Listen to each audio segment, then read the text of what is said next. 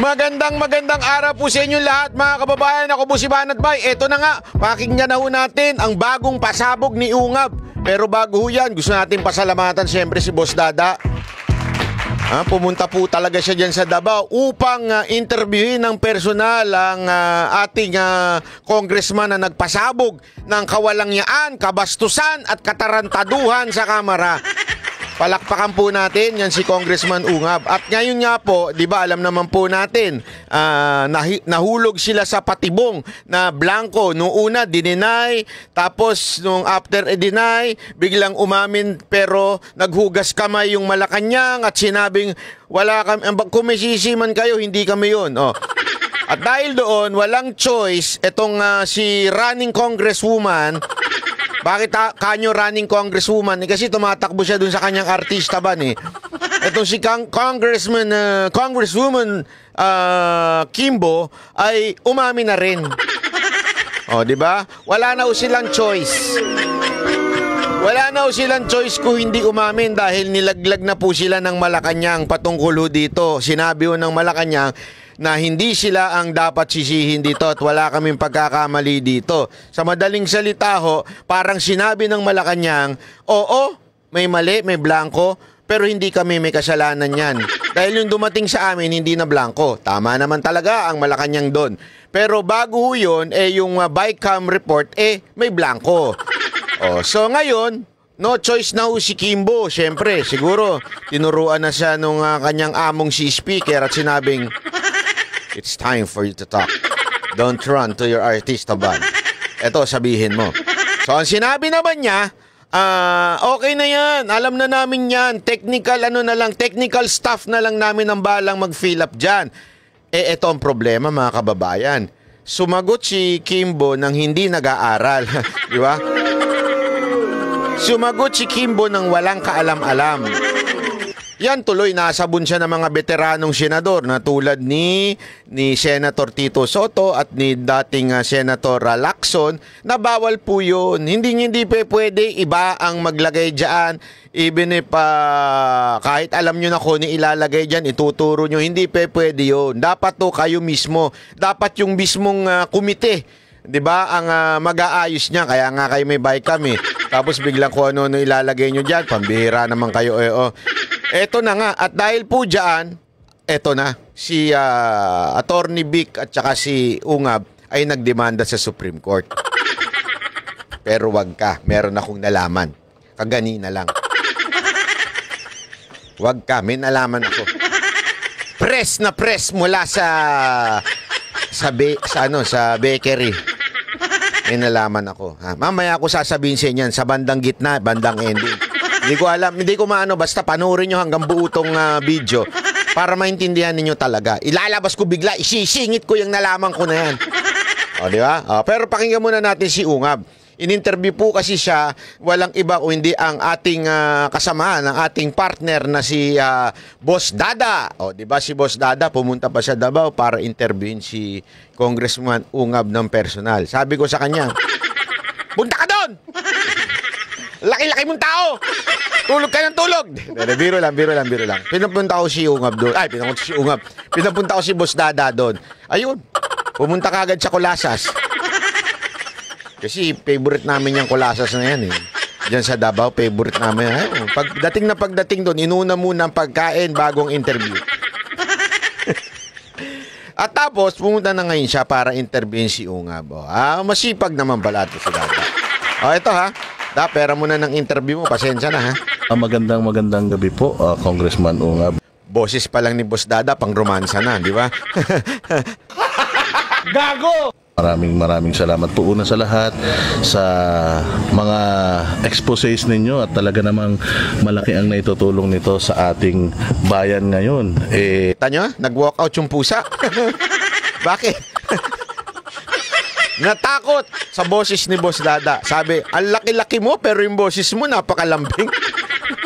Di bagay sa'yo. Gago! Talay. Alam niyo naman po, noong una po kayong nagsalita kasama po ni PRD ay nag-react po ang Malacanang. At sinabi po ng Malacanang na kayo daw po ay nagsisinungaling, attorney. So, ano po ang masasabi ninyo doon na ngayon lumalabas na sa mga interviews ng mga congressman na iba-iba po yung kanilang panig, pero just recently po si Congressman Kimbo ay umamin na po sa wakas patungkol po diyan sa mga blankong items sa BICAM. Good evening. Actually, let's first address yung comments ni E.S. Bersamin, no? Mataas naman ang respeto natin sa kanya, naging Chief Justice yan. At saka, pero I think everybody knows, especially yung mga who were listening to that first podcast natin sa Basta Dabawin nyo, na we were very clear that what we mentioned there was blank items in the BICAM report. We never mentioned blank items in the GAA. So, yan ang pinakamalinaw, di ba? Sinabi ka, pinoint out kagad natin yan eh. BICAM report is different from GAA na pinirmahan ni Marcos. Kasi yung GAA, meron na dyan. Ang tanong, sino nga talaga nagsingit? Yun ang dapat nating hanapin. Yung culprit na yun, kung sino man yung animal, sino may putang inang yun na nagsingit dyan ng kung ano-anong numero. Diba? So, yan ang hinahanap natin. But malinaw, nilinaw ni Ungab na hindi po yung GAA ang tinutukoy nila paulit-ulit na BICAM report. so klaro yun. So, we even made a rejoinder na what we said was blank items in the BICAM report. And we can prove it kasi before nag-ratification, lahat ng members, more than 300 members of the House and 24 senators receive a copy in their emails. At saka yung email ko, nung nabuksan ko, December 11 yung date ng email, although late ko na nakita, klaro yun. And a few pages lang, nagbubuksan mo, makikita mo na yung sa page SP11, meron ng blanks. So that's why gi-bring up ko, and na timing dito si PRD, nandito si Attorney Vic, si Attorney Delgra, same place, dito kami nagkita-kita noon. Nung pinakita ko sa kanila, so everybody's shocked. Ako rin nung nakita ko sa email, sa aking pagbukas ko ng aking email, nung nakita ko yung BICAM report, I was also shocked kung bakit pinirmahan yung BICAM report na may mga blanco. And it's not one or two, but 28 blank items in 13 pages. So ano talaga ito? It's a big issue na dapat masagot talaga ng BICAM members. Sir, ito pong inyo pong hinahain sa Supreme Court. Ano po bang inaasahan ng taong bayan dito? After the long discussions, the long story, simulan natin sa kung bakit natin file yung kaso na yan. First and foremost, the framers of our Constitution envisioned a budget or a General Appropriations Act that will give priority at attention in terms of allocation sa ating education. And we say education, buong education sector, and that should be the number one. And hindi lang framers of our Constitution, I think it is but proper and fitting for each one of us na dapat education talaga tayo mag-concentrate, because we are not born equal. May mga anak ng mayaman, may mga anak ng may mga pobre, lalo na dito sa amin sa Mindanao, maraming mga anong tawag naman yan, isang kahig, isang tuka, no? The only chance for us to... Grabe may background music pa. Next time, Dada, papatay mo yung background music. To get an equalizer is through education. Wala nang iba So mag-aral na mabuti, tapos through education, you might be able to learn how to improve our lives, improve our economic status. So it is only through education na na pwede maging equalizer. And aside from that, on the over... Alam mo, sabi nga ni Congressman Ungab, kung bakit ba dinala yan sa Supreme Court. Kasi napaka-importante po eh. Isa sa talagang napaka-importante ang edukasyon. At alam natin po na nasa ating konstitusyon yan, dapat ang prioridad ay ang edukasyon. Eh di ba nakita naman po natin anong ginawa nilang pantatarantado sa ating mga Pilipino. Kunwari edukasyon, pero kung ano-anong inilagay doon na edukasyon sa militar, kung edukasyon kung saan-saan, di ba, sa kapulisan, doon isinama. Hindi ho yun eh. Ang dapat po talagang edukasyon, 'di ba, sa importante lalong-lalo na sa sa pag-aaral sa ating mga kabataan. Importante, alam nyo ito mga kababayan, never aasenso ang bayan natin kung ginagawa nilang tanga ang mga Pilipino. Bakit kanyo? Dikit-dikit yan eh. Pag ikaw wala kang edukasyon at hindi ka tinuruan mag-isip o di kaya hayaan maging mangmang hanggang lumaki ng lumaki, ang mangyayari sa bayan natin, boboto ng maling public official o maling kandidato. Bakit kanyo? Tanungin mo mga Pilipino ngayon. Ito lang simpleng-simple lang. Tanungin mo mga Pilipino ngayon, bakit mo iboboto ito? Kasi artista ito. Di ba? Mga ganyan. Sikat ito. Di ba? Mga ganyan eh. Kasi kumanta ito. Kasi kilala namin ito. Yung iba, di namin kilala yan. Wala, sino ba yan? Hindi, di ba? Ang dapat is, pag tiningnan mo, ano ba nagawa nito kung sakaling dati na itong re-electionist ito, ibig sabihin dating naging government official, ano ba ginawa nito? Ano kaya ang gagawin niya? Ano ba ang gusto niyang gawin? Ano ba ang plano niya sa Pilipinas? Dapat ganun. Bakit hindi ho ganyan ng attitude ng mga Pilipino? Kasi po, nananatiling mangmang ang karamihan po sa atin. Bakit po? Lack of education. Bakit to kanyo? Kasi napakahirap ng edukasyon. Aminin na ho natin, kahit ho ba may public school, marami ho dyan hindi ho nabibigyan ng pagkakataon. O di kaya, puno na. Maraming dahilan kung ba't hindi sila kasi tandaan ninyo, ang tao nabubuhay to survive. Tama, mali? Yan ang una nilang priority. So, ano ibig sabihin nun? Pagkain, bahay, pangangailangan, kuryente, di ba? Tubig, pangsugal. Hindi kasali yun. Di ba, yun yung basic eh. Di ba? Dapat yan ang basic. Pero since hindi na nila nakakaya yan, dahil sa sobrang hirap na, wala na tuloy sila doon sa pangalawa, yung edukasyon. Kaya nga, binigyan ng importansya ng ating konstitusyon ang edukasyon sa ating budget para saluhin ito ng gobyerno.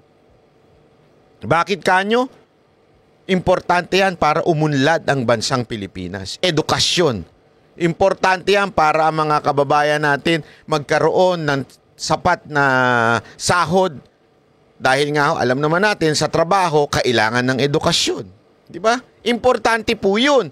Ngayon, kung sira ang edukasyon ng bawat Pilipino dahil kulang at hirap, dahil nga po dito sa hindi sa-subsidize ng gobyerno, ano mangyayari? Magkakaroon tayo ng patuloy na kamangmangan sa ating bayan. At pag nangyari yan, asahan mo ang kasunod niyan, ang mga boboto ng mga Pilipino ay yung mga walang kwentang kandidato. At dahil dyan, bagsak ang ating bayan. Ganun ang mangyayari. So, kaya nga ginawang priority yan.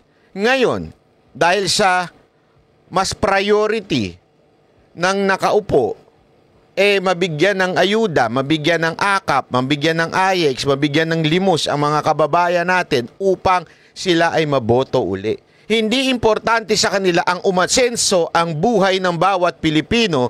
Hindi importante sa kanila yan. Ang importante sa kanila ay maiboto sila uli. Kaya ang budget ganyan. Yan ang isa sa pinaglalaban nitong mga kababayan nating sila Congressman Ungab at maging si Pangulong Duterte. Mantakin mo, binlangko, binawasan, tinarantado ang ating budget. Tapos, ganito mangyayari. Tama, mali. Di ba? Kaya ngayon, yun yung sinasabi ni Congressman Ungab dito, na kaya sila din, kahit papaano nagkaroon ng motibo na isang panaho ito sa Supreme Court. All development, socio-economic development ng ating bayan,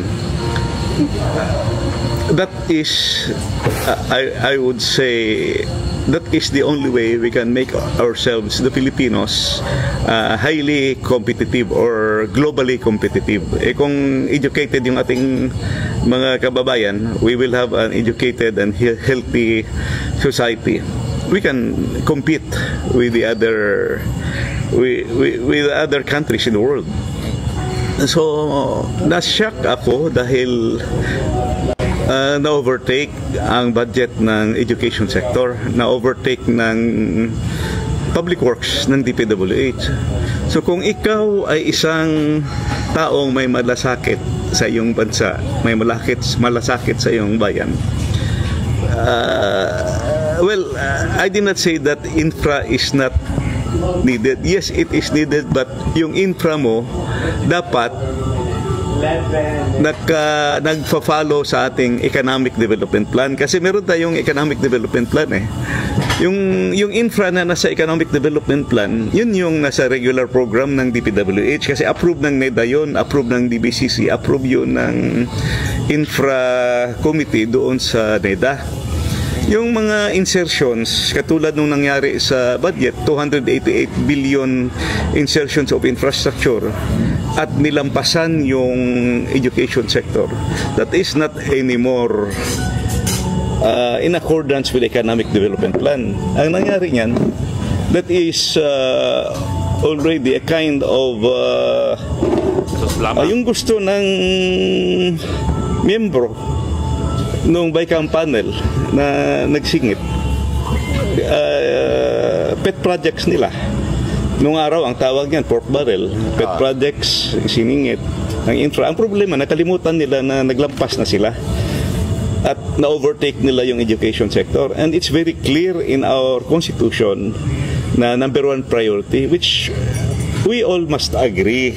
Kung ikaw ay isang congressman o senador, bear that in mind. Number one, huwag kang maglampas sa nakasaad sa ating saligang batas. The Constitution says give priority to education. Now, when you approve the BICAM and you have overtaken, sabi ko, you have overtaken the budget of the education sector, nalampasan ng infrastructure, something is wrong. So, nag-research na talaga ako. Pero haba-haba ng aking research, may part 1, may part 2, may part 3 ako sa aking research. Klaro yun, kasi yung President's message sa budget, siya nasabi niya na 977 billion, number 1, yung budget ng education sector, 977 billion. Tapos yung number 2 is the budget of the DPWH, which is 900 billion. Then pagdating sa BICAM, binawasan ng 31 billion yung education sector. Tapos dinagdagan ng 200. Ito para mas maintindihan natin, ipapakita ko po sa inyo kung gaano kinawalang niya.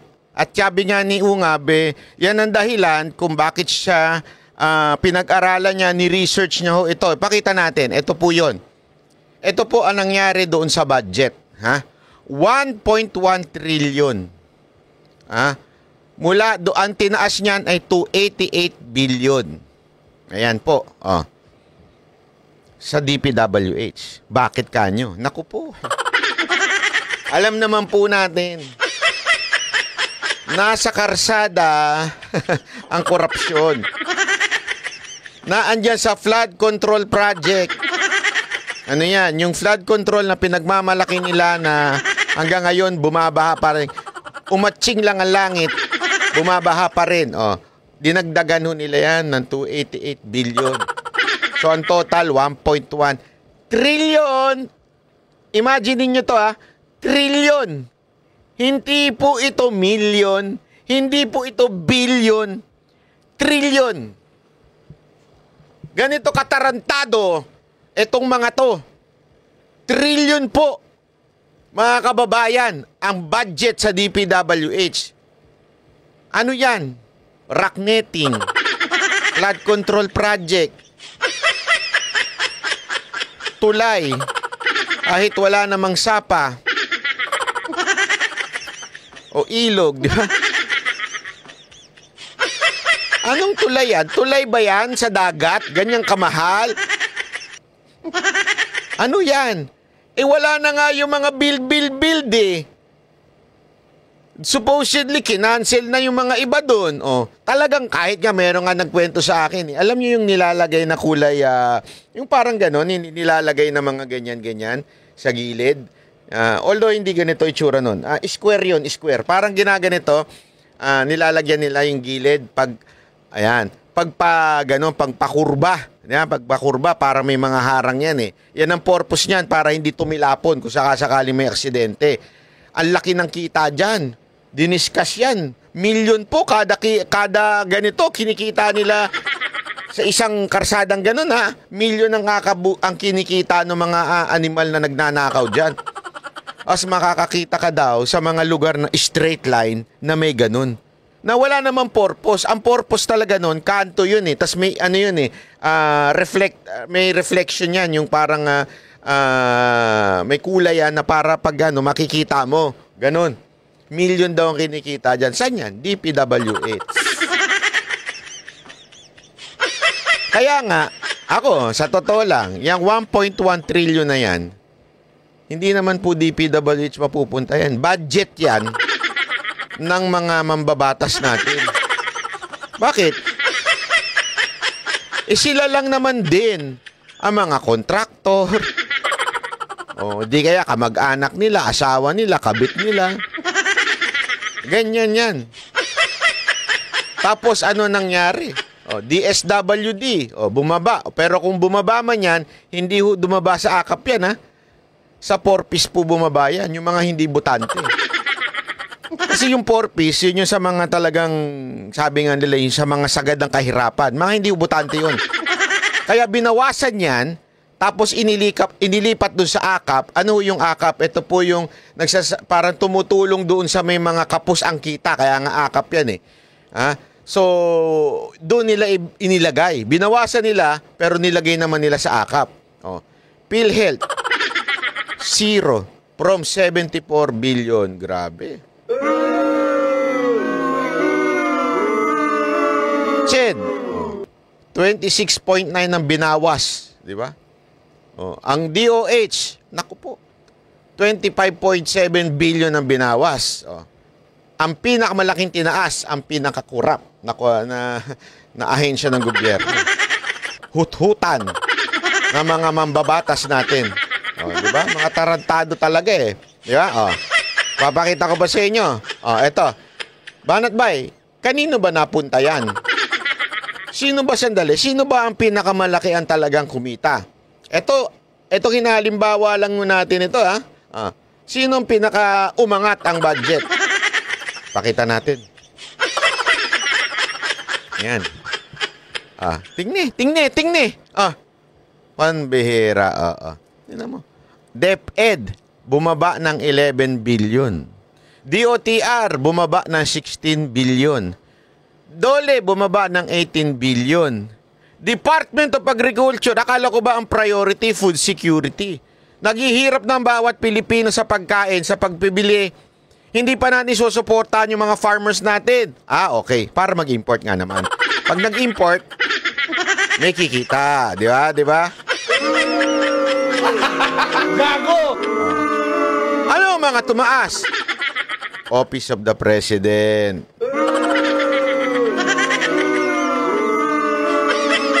5 billion ang tinaas. Senate, 1 billion ang tinaas. At ang pinakamalaking itinaas, palakpakan mga kababayan, ang House of Crocs. Ang mga buwaya, mga buwaka ng inang buwaya sa Pilipinas, di ba? Napakagago. naging dinagdagan ng 17.3 billion, no, di ba? May kita na nga sila sa DPWH. May kita pa sila dito. Oh. Grabe. Barbers, hindi ito fake news, ha? News 5 ang ano nito, ang nagbalita nito. Atin lamang po itong nire-reactionan. Hindi po ito fake news, Barbers, ha? Baka fake news na naman ang sabihin mo dyan. Diba? Diyan pa lang mga kababayan eh. Dito pa nga lang nakakatarantado na eh. Diyan pa lang nakakatarantado na 1 trillion na ngayon ang budget ng DPWH na alam natin pinakakurap na ahensya ng gobyerno. Alam natin diyan humuhut-hut ang mga mambabatas, particular na mga congressman. Tapos, sino pa tumaas? House of Representatives. Talaga naman eh. May nakausap ako kanina, hindi ko na lang sasabihin eh. Magaling na tao ito, tumatakbong senador ito. Napakagaling, pinakamagaling na tumatakbong senador ito. Oh. Sabi niya, alam mo, ang Congress, hindi lang sila corrupt, hindi lang sila magnanakaw, sila po ay, sobrang bulag na sa katotohanan, sila po ay wala nang pakiramdam. Ibig sabihin talagang manhid na po sila sa mga nangyayari sa Pilipinas. Sobrang manhid na po nila, hindi na nila naiintindihan at nalalaman kung ano ang galit ng taong bayan. May nabanggit pa nga siya. Ang pangyayari ngayon sa Pilipinas parang pigsa. Anong parang pigsa, Banat Bay? Kadiri ka naman, kumakain ako, pigsa. Hinog na daw eh. Nagkaroon na ho ba kayo ng pigsa sa puwet? Hindi ko maintindihan bakit yung pigsa talaga pwesto sa puwet, ano? Pwede naman dito, pwede naman dito. Bakit sa puwet talaga? Yung pigsang hinog na, yung meron na kang pag tiningnan mo may mata na. Ganun na daw ang itsura ng ating bayan. Ha? Konting tapik mo na lang dyan sa pigsa, sasabog na talaga. Sa tindi daw ng ginawa nila sa budget, sa GAA na to, konting-konti na lang sasabog na. Ang inaantay na lang talaga ay merong pinunong mamumuno sa kaayusan ng ating bayan. Hindi ko alam kung saan niya nakuha yun, pero yun ang kanyang ano. Ano sa tingin ninyo? Totoo ba yung sinasabi niyang hinog na talaga? Talagang, kasi sabi ko, bakit naman mo masasabing hinog na hinog? Kasi, ubus na ang pera ng ating, kaya nga, tingnan nyo, ibinebenta na yung mga gold reserve natin. Inilalabas na. As in, wala na, mga kababayan. Kaya nga ako nagtatanong sa inyo, mamamayang Pilipino. Hanggang kailan kayo tatahimik? Hanggang kailan kayo magsasabing okay lang yan? Everything is okay. Ubus na ho tayo, sagad na ho tayo, wala na ho tayong pera. Tad-tad na ho tayo ng utang. Ubus na ang kaba ng bayan. Inubos na. Nino? Gago! Ng mga buhaya sa kamera. Inubos na po nila. Wala na ho. Wala nang natira. Ano? Tatahimik pa rin po ba tayo? Hindi po ba tayo magsasalita? Sasang-ayon lang po ba tayo kasi busy tayo? Dahil may trabaho tayo? Nananawagan tayo sa mga public servant. It's time for you to talk. Ubus na tayo. This is no longer a fight between Duterte and the Marcoses o Duterte and the Romualdez. This is a fight of every Filipino. So sana, those entity, those group that should protect us from the Constitution, parang awa nyo na. It's time. It's time to speak up. It's time to do something legally bound by our Constitution. Galaw na po tayo. Ubus na po tayo. Hanggang kailan kayo mananahimik? Ituloy natin na sinasabi ni Ungab.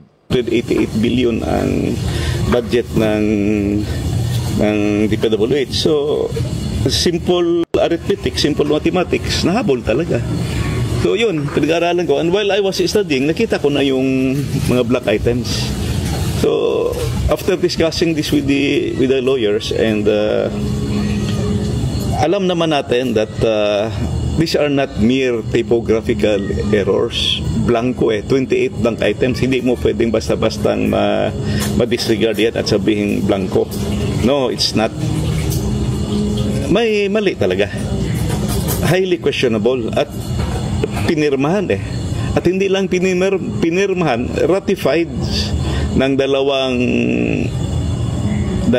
houses of Congress. Both houses of Congress has ratified the Bicameral Conference Committee. So hindi mo na pwedeng baguhin yun after ma-ratify. So yun na nga ang question, kung bakit pagdating doon sa GAA, kumpleto na.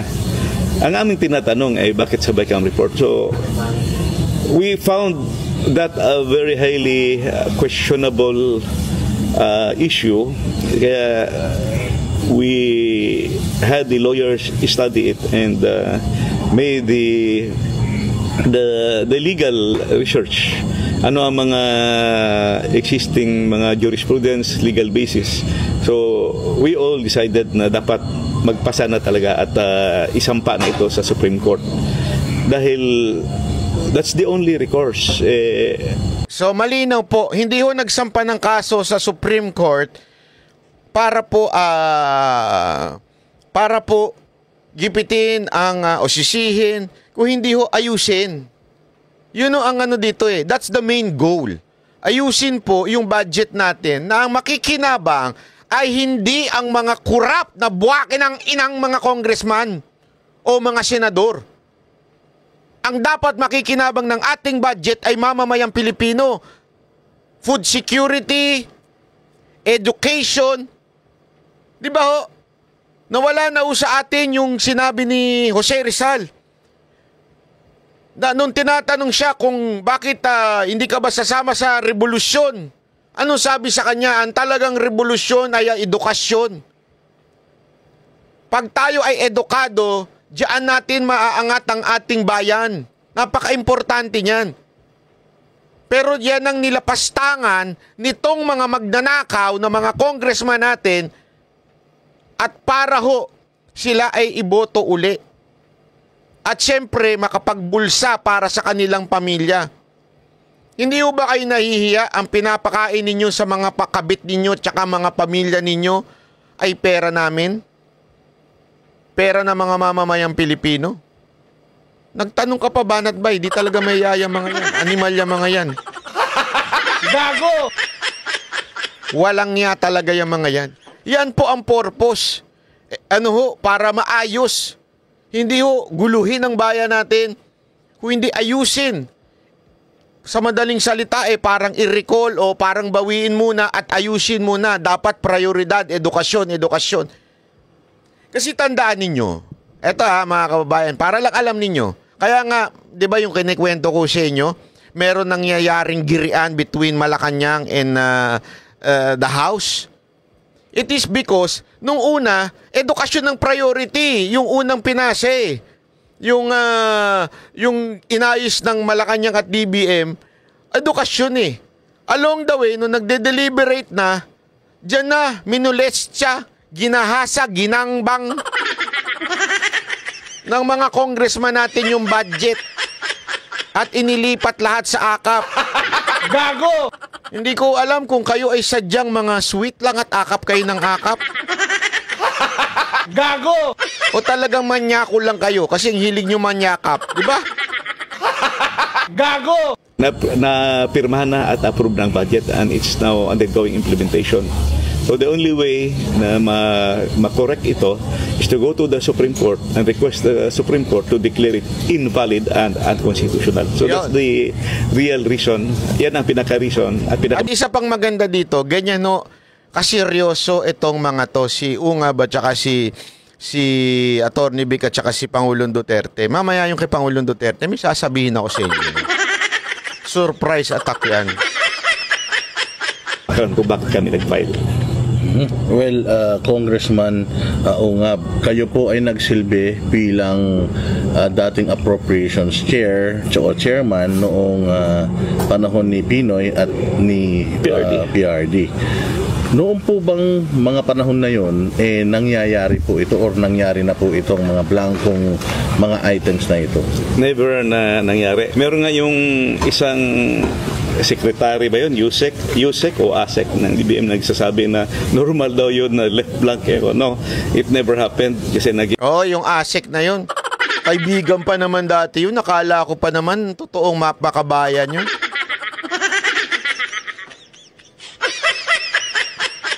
Pinuri-puri pa ng mga DDS vloggers. Kaya ako talaga sabi ko sa inyo, hindi na lahat ng mga nakakita nyong kakampi ngayon ay magiging kakampi nyo pa yan in the future. Hindi. Bakit kanyo? Marami dyan mga kakampi dahil meron lamang silang pakinabang.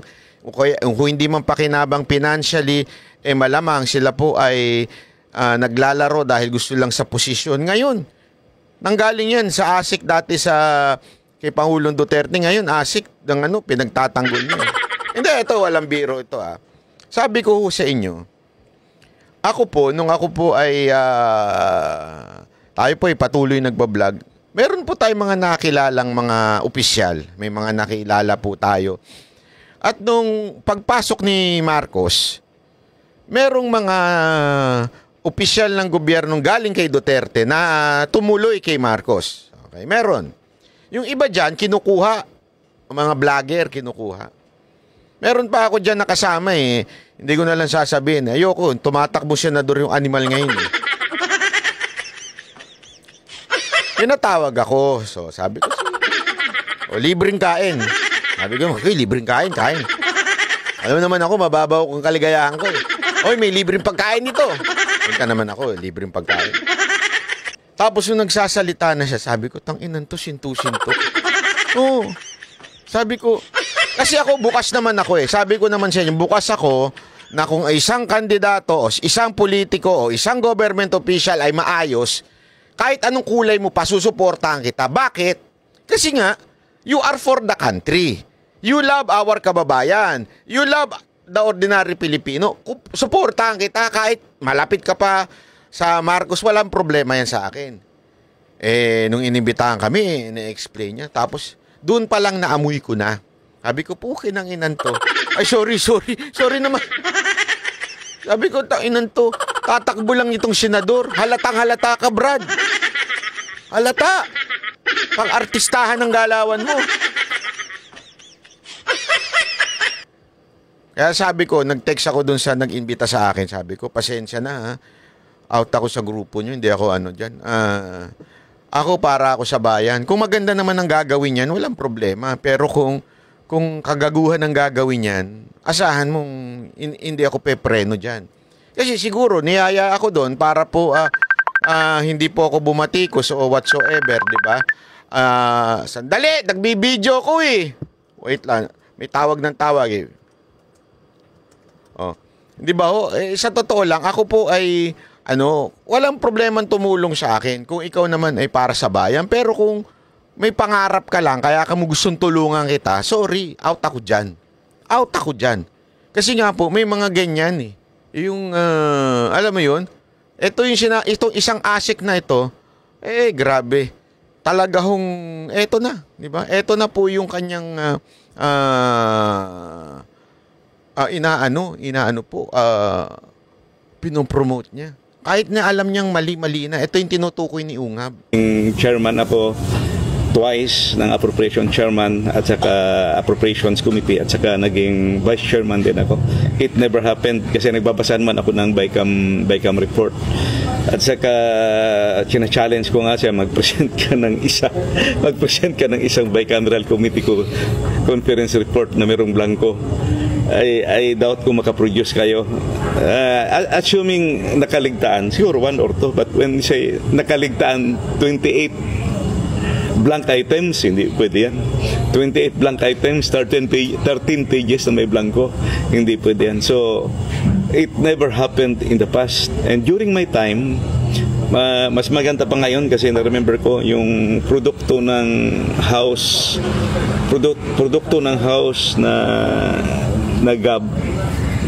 Gagawa namin ng summary yun, at saka yung produkto ng Senate na GAB gagawa ng summary. Ilagay mo side by side, gagawa ka ng matrix, then look at the difference of the variances. So doon ka magsimula sa yung bicameral conference committee. So mas madali noong araw eh. Ang nangyari kasi ngayon, binago talaga lahat, at it seems naging third chamber yung bicameral conference committee. Pero Ops, bago tayo dyan, maganda to sinabi niyan to eh, na maunawaan natin bakit naging third chamber na yung BICAM. Ito paliwanag dyan ha, sandali. Chotomate. Napaka-importante nito eh. Yung maganda tong pagkapaliwanag ho ni Ed Lingaw dito. Bakit ba third chamber? Na yan ba ay tama na maging isang third chamber ang House? Anong ibig sabihin nun? Chotomate ko dasay. Ito. Pasok. Sa BICAM report ng 2025 budget, umabot na po sa Korte Suprema. Ang punot dulo ng kontrobersya, ano ba talaga ang kapangyarihan ng tinatawag na Bicameral Conference Committee? Teka, ano yun? Ganito po. Ang Senado at ang Kongreso gumagawa ng mga panukalang batas. Isang halimbawa po dyan ang taunang budget. Pero siyempre, madalas may mga pagkakaiba ang mga yan sa detalye, sa mga numero at pati po sa pagkakasulat ng batas. Pero kailangan kasi isang version lamang po ang pipirmahan ng Pangulo. So, paano yun? Diyan papasok ang tawag na BICAM, ang Bicameral Conference Committee. Isa po itong joint committee na kinabibilangan ng 8 senador at 16 na congressman na siya pong paplansya sa mga pagkakaiba ng dalawang bersyon. Paplansya lang sa pagkakaiba ng dalawang bersyon. Kasi lagi niyong tatandaan, laging may ganyan eh. Pag gumagawa ng batas, may bersyon ng Senate, may bersyon ng Kamara, tapos aayusin ngayon yun sa BICAM. Ibig sabihin, sisiguraduhin na hindi sila mag-aaway, sisiguraduhin na nagko-compromise sila sa isa't isa, at they would fix it. Yun ang BICAM. Tuloy natin. Kumbaga, trabaho po nito na i-reconcile o kaya pag-isahin yung mga nagkakaibang detalye o wika sa bersyon ng Senado at ng Kongreso. Sa teorya, ang bersyon na gagawin ng BICAM ay ang final version na aprubahan ng Senado at Kongreso para po pirmahan ng Pangulo. Pero ang totoo po niyan, kung merong Senado at merong mababang kapulungan, ang BICAM ang parang nagiging pangatlong Kongreso na minsan may sariling pag-iisip at merong sariling mundo. Bakit po?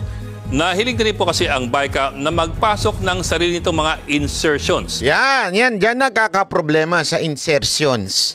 Diba? Sinisingit, ika nga. Alam mo naman ng mga singit sa buhay. Delicates yan. Na hindi naman pinagtatalunan ng dalawang chamber. Isang malaking halimbawa po riyan ang ating national budget ng 2025. 288 billion pesos ang dinagdag ng BICAM sa budget ng DPWH. Wala po yan sa original na mga bersyon ng Kongreso o ng Senado, kaya hindi po siya pwedeng tawaging reconciliation. Samantalang bilyon-bilyon ang tinanggal sa mga budget ng DepEd, DOH, DOLE at kung ano-ano pa. Wala rin po yan sa mga bersyon ng Senado o ng Kongreso. Dinagdagan din ang mga budget ng Kongreso, Senado at ng Malacanang. Noong 2023 naman, higit dinoble naman ng BICAM ang unprogrammed funds ng gobyerno mula 281 billion ginawang 731 billion pesos. Nako. Saan galing ang otoridad ng makapangyarihang BICAM? Yun, unprogrammed funds. Alam na ho natin ibig sabihin yan. Unprogram. Pag sinabi mong unprogram, eto po ay diyan pinagmumulan ng bulsahan. Isipin mo, magpapasa ka ng budget na unprogram, wala pang patutunguhan, sa tingin mo saan pupunta yun? Tanga na lang ang magsasabing, hindi!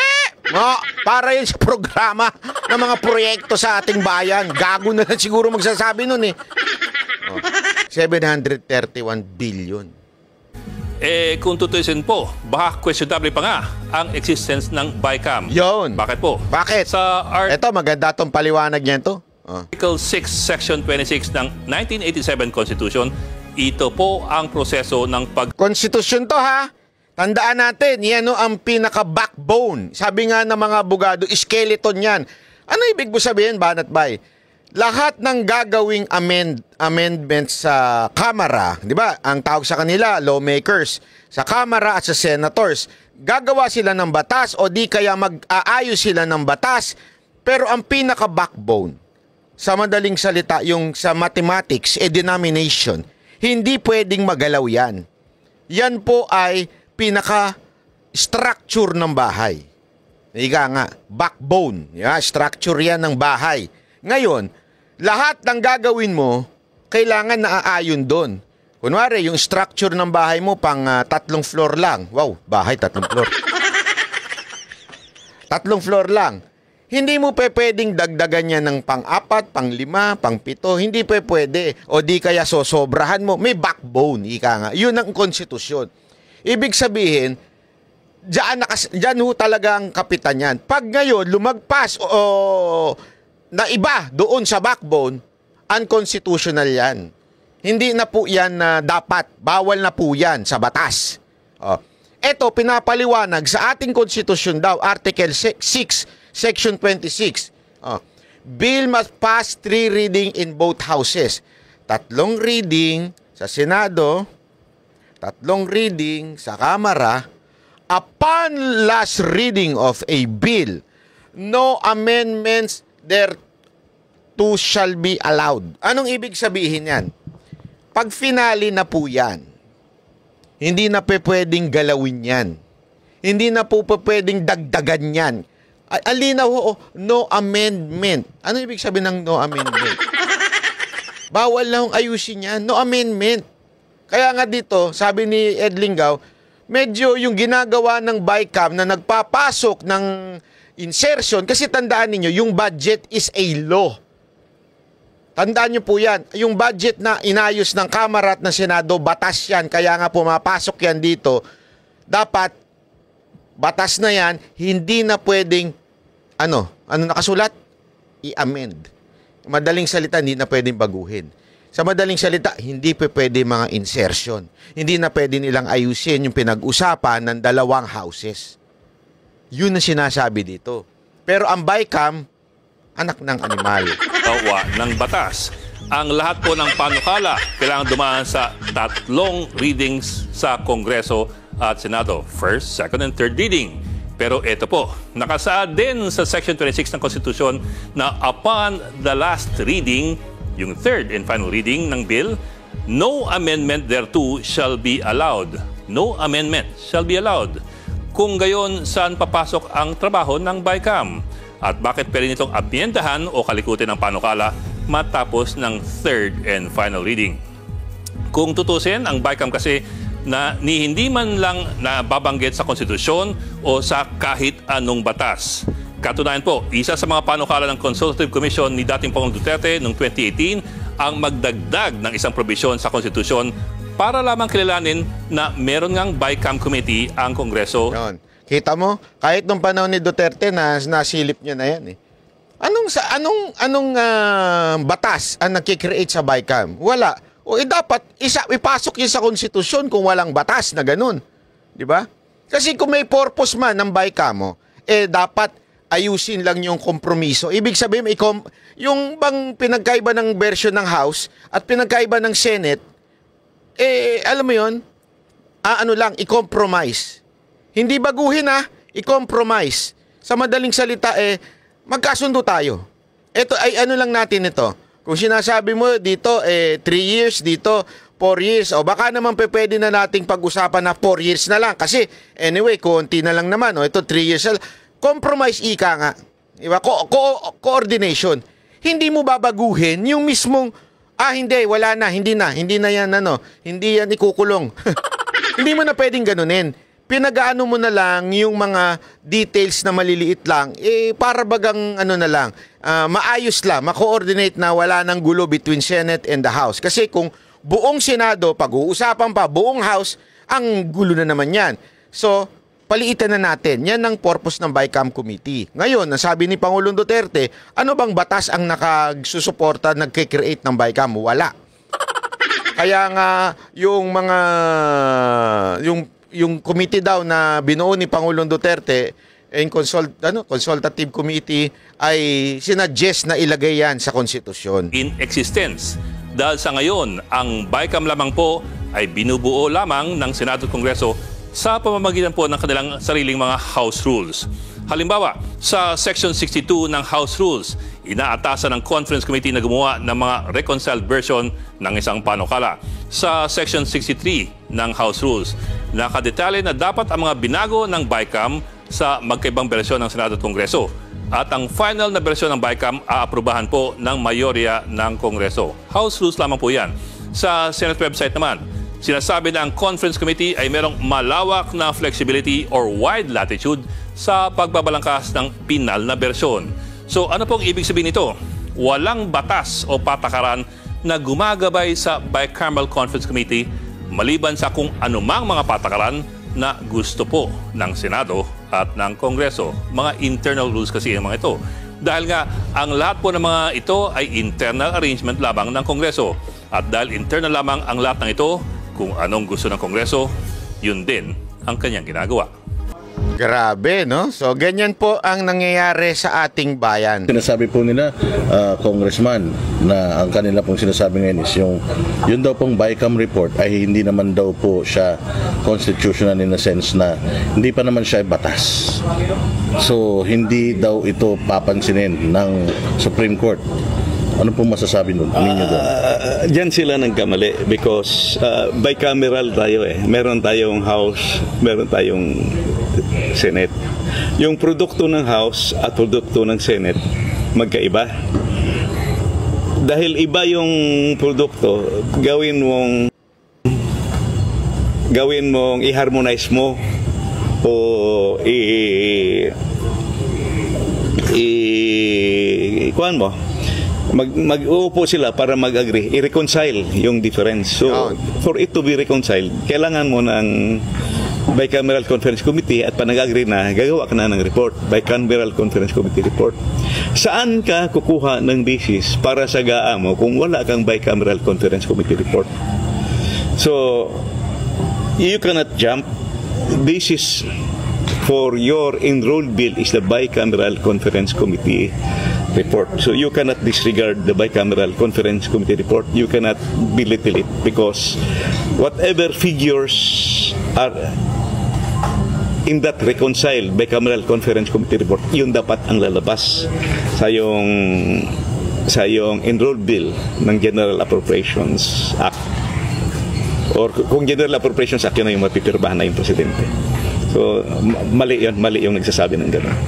Hihingan ko lang po kayo ng opinion patungkol doon sa, kasi kung makikita nyo, kumakalat po sa social media noong mga unang araw, umiiwas itong si Chairman Kimbo sa mga tanong patungkol dito, and then yesterday, ito po yung eksaktong sinabi niya, at the point of signing by the BICAM members ay lahat naman po ng appropriations or amounts have already been decided upon. Ibig sabihin, lahat ng naging correction sa ating technical staff, lahat po yan ay ministerial na lamang. Ibig sabihin, calculator activity na lang po. Ano pong masasabi ninyo doon? Kung determine nila ang amount, bakit hindi nila sinulat sa Bicameral Conference Committee report? Second, there is no such thing as ministerial correction because kung titingnan mo yung Bicameral Conference Committee report sa last part, meron doon nakasulat omnibus motion. And that omnibus motion, as every year, meron yung omnibus motion eh. So, halos may memorize ko na nga yan. Yung omnibus motion allows the technical staff, the technical working group to make the necessary corrections for grammatical, typographical at printing errors lang. You cannot fill in the blanks because that is not grammatical error, that is not typographical error. Malinaw kasi yung sinasabi ni Kimbo na grammatical error, blah blah blah, o kaya siguro yung typo error, yung gano'n, di ba? Typo error na mali. Alang ibig sabihin po nun, alam naman natin, grammatical error, mali ang grammar. Di ba? Kaya nga grammatical, hindi mo pwedeng sabihin, grammatical error yan. Anong grammatical error? Wala ngang sentence. Pangalawa, yung typo, hindi mo pwedeng sasabihin na typo error yan kung wala naman nakatype. I mean, walang nakasulat. Mali. Di ba? Kaya nga typo eh. Ibig sabihin, may nakasulat, nagkamali lang, di ba? Pag sinabi mong typo, typo lang yan, naiba lang kasi siguro dahil sa minsan yung cellphone, di ba, may autocorrect. Typo lang yan, minsan na ganun. Typo error yun. Pero may nakalagay, may nakasulat. Ito blanco eh. So yung palusot ni Kimbo, para lalo siyang nagmukhang ay na lang magsulat dyan sa baba ko, ano yun? It's not a printing error.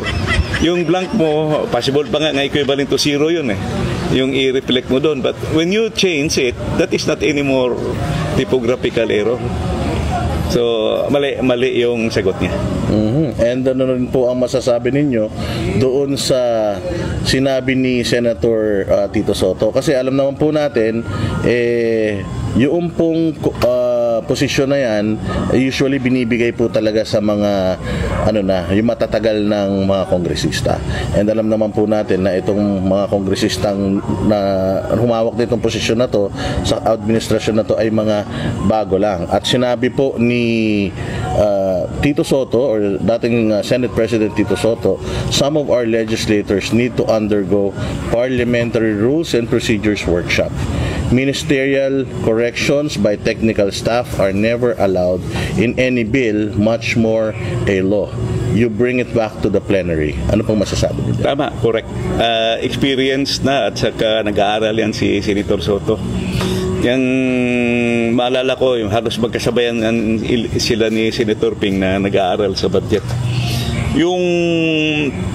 Yung sinabi ni Senator Soto, tama yun. Pag may mali ka doon sa Bicameral Conference Committee report, you can only correct it by bringing it back again to the plenary. Ito problema, inapprove na nila at pinirmahan na at na-ratify na. Yon. So you cannot bring it back anymore to the plenary. Kasi Meron pa palang mali. Hindi lang pala sa ibabalik mo sa plenary, hindi na pwede kasi napirmahan na. Final na ng BICAM report. napirmahan na ng presidente. At the budget is already undergoing implementation. So, tama yun. Nung araw, bago ka maging chairman, dapat vice chairman ka, working vice chairman ka talaga matagal. So, at saka may... Kasi yan yung problema talaga ngayon mga kababayan. Yung mga nilagay dyan, parang mga bagong ewan. Okay lang naman kung bago ilalagay mo dyan, di ba? Mga bagong congressman o kaya kasi hindi lang naman sa pagiging congressman Yung mismong humawak ka ng pera, napaka-importante niyan, di ba? You will never put someone na doon sa hahawak ng pera, yung katiwala mo sa madaling salita sa kumpanya. May mga vice president for finance. Hindi mo ilalagay diyan yung alam mong bagong salta lang o walang alam sa pera, di ba? O magnanakaw. O hindi ka maglalagay diyan. Tama, mali. Di ba? Wala ko sinasabing may magnanakaw na nilagay. Sinasabi lang po natin, hindi ka pwedeng maglagay ng kung sino-sino dyan. Dapat ang ilagay mo dyan talagang may alam. Pambihira. Ang nilagay mo, pasyonista na palengke. Tapos nung tinanong, mali-mali. Hindi ko nga alam kung sinasadya Hindi ko alam kung sinasadya ni Martin na kung sino-sino na lang ilagay dyan para madali niya bang mauto? Madali niyang utus-utusan? Kasi kung iba yan, kasi may mga ganun di ba? Minsan, lalo na yung mga insecure na leader. Yung mga insecure na leader, hindi yan kukuha ng mga tauhan na matatalino. Kukunin lang yan, ang priority niyan ay yung sip-sip. Hindi kukuha yan ng mga magagaling. Bakit? Ma-overshine mo yung master. Diba? O di kaya, baka hindi sumunod yan dahil matalino yan. Alam niya ang tama sa mali. So, kukuha ka lang ng sip-sip. Yun ang importante sa'yo, sip-sip. Kasi nga, insecure ka eh. Kung matalino kang tao, kung magaling kang tao, hindi ka insecure. Maglalagay ka dyan ng mga magagaling, di ba? Maayos. Bakit ganito yung mga pinaglalagay nyo dyan? Mga seminars yan noong araw, yung mga congressman at senators. So tama yung sinasabi ni Senator Soto, mag-seminar muna kayo. Isa tama, sabi ni Soto, mag-seminar daw muna kayo. Tama naman eh. Oo, tunay yan. Ito pong sagot ng Malacanang, sila po yung kauna-una sumagot doon sa inyo pong inilabas ni Pangulong Duterte nung kayo po ay nag-podcast. Ano po kaya sa tingin ninyo, bakit sila nag-react ng mali doon sa maganda naman sanang adhikain ninyo? And isa pang tanong is, do you think na morally dapat ang Malacanang nangihingi or humihingi ng paliwanag dito sa mga issues na ito? Actually, in any agency, lalo na yung executive department, you have a lot of technical consultants at saka ang dami mong kabinete dyan, may economic team ka. So the economic team, particularly the DBM, should have briefed, dapat i-briefing yung president at saka executive secretary na ito yung issue, kasi mali talaga yung statement because what we were referring to clearly and unequivocally, yung sinabi namin blank items in the BICAM report. We never mentioned about GAA. So kaya lumaki tuloy yung issue kasi mali yung sagot. And sila pa nagpalaki talaga. Totoo. Hindi, isipin mo kung hindi sana nag-react ang Malacanang, kasi talagang tiningnan nila. Kaya nga alam mo, Mr. President, I'm telling you, may problema sa mga nakapaligid sa'yo. Kung sino man ang bumubulong sa'yo, may malaking problema. Bakit? Sana binulong ng tama. Binulong sa'yo, oy, sabi ni Duterte, blanco daw pinirmahan mo. Tangina, hindi nakikinig. Dahil sa pagsagot ng presidente, lalong lumaki yung issue. Ngayon, lalong nadiin yung kamera. Bakit? Mismong Office of the President na ang umamin. Basta hindi kami may kasalanan dyan. Hindi kami dapat sisihin dyan. So, ibig sabihin, kesa na sana, hindi kayo umiimik. Di naman kayong pinatutukuyan. Ang sagot nyo, BICAM report yun. Ang tanongin nyo, kamera, hindi kami. Kaya ganun lang sana eh. Wag kami tanongin nyo, tinutukoy ng dating presidente at di ungab ay yung BICAM. So doon sila ang tanongin nyo, wag kami. Dahil tinuruan ka ng mali itong mga gunggong na nakapaligid sa'yo, ayan tuloy, pinapahamak ka. Ayan ang sinasabi. Final question na lang po. Alam natin medyo busy si Congressman Ungab. Do you think you deserve an apology for itong mga politiko na ito na tinatawag kayong mga fake news peddlers at kayo daw ay sinungaling?